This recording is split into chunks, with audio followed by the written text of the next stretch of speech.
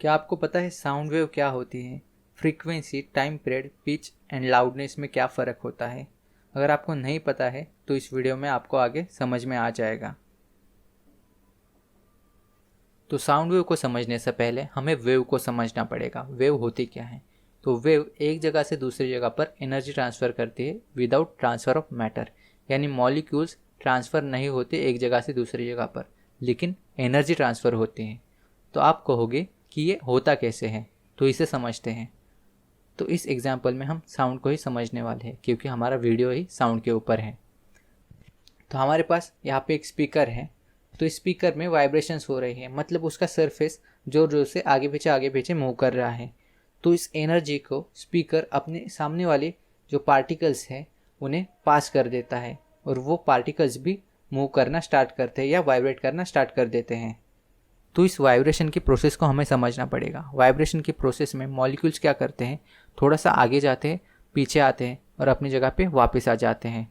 तो ऐसे आगे पीछे होते होते वो अपने सामने वाले मॉलिक्यूल्स को एनर्जी ट्रांसफ़र कर देते हैं, और वो सामने वाली मॉलिक्यूल्स अपने सामने वाले मॉलिक्यूल्स को एनर्जी ट्रांसफ़र करते हैं।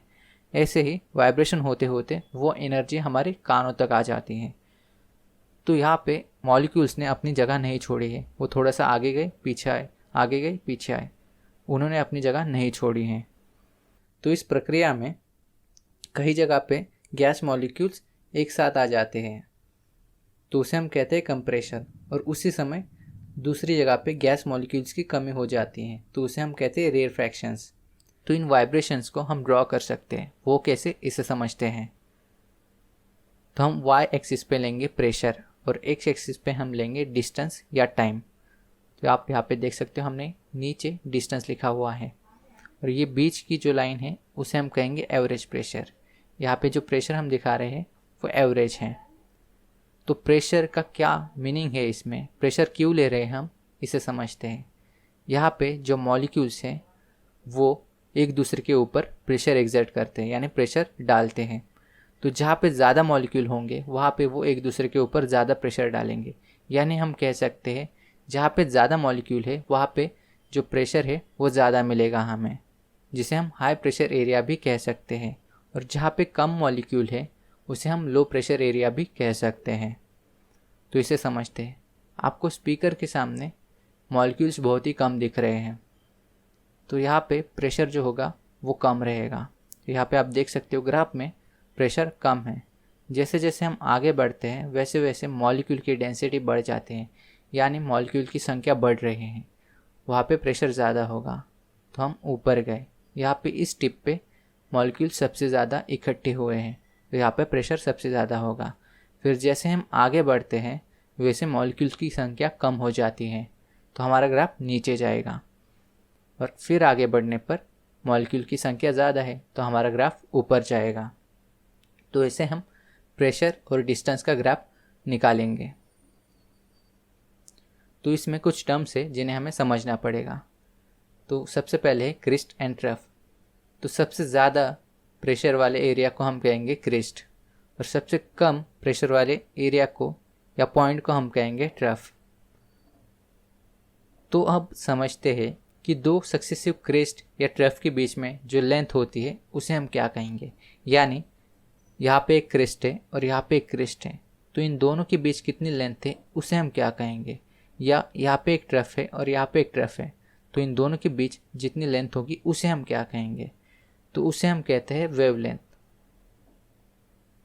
तो अब एम्पलीट्यूड को समझते हैं। तो एम्पलीट्यूड होता क्या है, एवरेज प्रेशर लाइन से ग्राफ कितना ऊपर गया है या कितना नीचे गया है।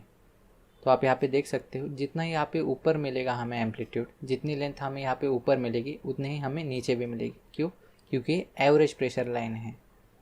तो एम्पलीट्यूड हमें बताता क्या है, एम्पलीट्यूड हमें बताता है कि उस ग्राफ की या उस वेव की कितनी स्ट्रेंथ है, उसकी कितनी ताकत है। तो आप यहाँ पे देख सकते हो, तो ये लेंथ ज़्यादा होती तो यानी उस वेव की ताकत ज़्यादा है, उसका प्रेशर ज़्यादा है। अगर ये लाइन छोटी होती तो हम बोल सकते थे कि इसका प्रेशर कम है, यानी इसकी ताकत कम है। अब आगे बढ़ते हैं, फ्रीक्वेंसी को समझते हैं।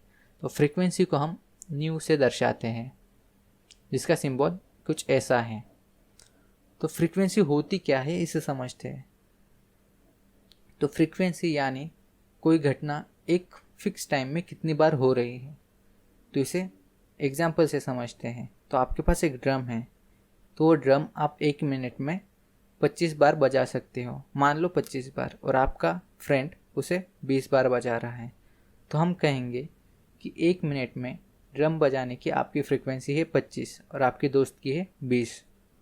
अब दूसरा एग्जाम्पल देखते हैं टाइपिंग का। इसमें 1 मिनट में आप 60 वर्ड टाइप कर लेते हो और आपका दोस्त 50।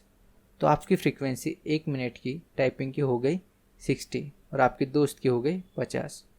तो ऐसे ही वेव के लिए हम बोलते हैं कि 1 सेकेंड में वो कितने कंप्लीट साइकिल बना रहा है।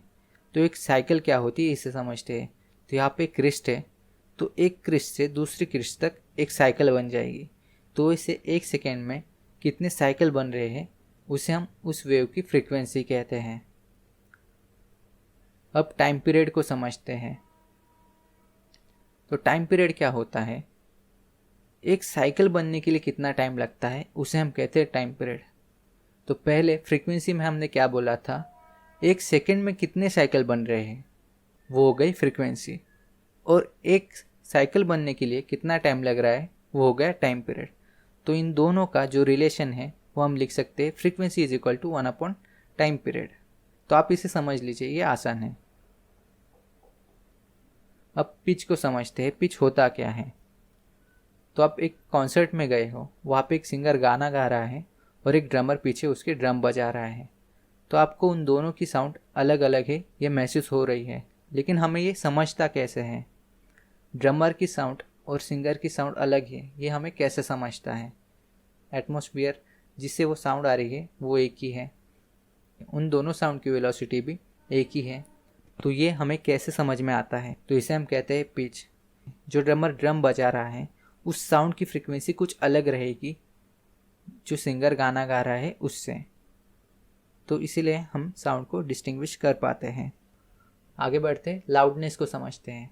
तो मान लो आप एक सॉन्ग सुन रहे हो और उस सॉन्ग की आपने वॉल्यूम कम कर दी, तो जो गाना है वही आपको सुनाई दे रहा है, उसकी स्पीड आपने चेंज नहीं की है, जो गाने की नॉर्मल स्पीड है वही आपको सुनाई दे रही है। लेकिन आपने किया क्या, आपने उसका लाउडनेस कम किया, यानी क्या किया, उसकी एम्पलीट्यूड आपने कम ज़्यादा कर दी। अब टिम्बर को समझते हैं। टिम्बर यानी क्वालिटी ऑफ साउंड। तो कौन सा साउंड नॉइस है या कौन सा साउंड टोन है, यानी क्वालिटी साउंड है, ये आप कैसे समझते हो। तो जो रिपीटेटिव फ्रीक्वेंसी होती है उसे हम मानते हैं कि वो टोन है यानी टिम्बर है या क्वालिटी साउंड है, और जो फ्रीक्वेंसी इरेगुलर होती है उसे हम कहते हैं नॉइस है। तो अगर आपने साउंड का पार्ट 1 नहीं देखा है तो उसकी लिंक यहाँ पर है, आप उसे देख सकते हो।